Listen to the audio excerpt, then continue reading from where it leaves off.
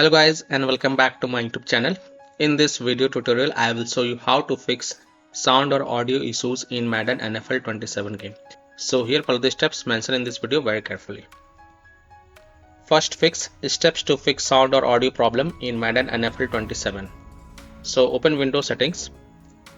On the left click on system, then click on sound. Scroll down, under advanced option click on more sound settings. Now select your default device, for example speakers, and then click on properties. Go to the spatial sound tab. From the drop down select off option, hit on apply, OK, and then launch the game and check. If that doesn't work and if spatial sound is already set to off, then from the drop down select Windows Sonic for headphones, then hit on apply, OK, and then go ahead launch the game and check. Fix 2 is to make sure sound levels in game is set to 100%. So look for audio settings within the Madden NFL 27 game menu and ensure that the volume and other audio settings are correctly configured.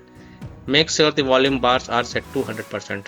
Further, if you are using headphones, then you may like to try using speakers to see if any sounds play or not. Fix 3. Steps to fix audio or sound problem in Madden NFL 27 if you are using a Bluetooth headphones.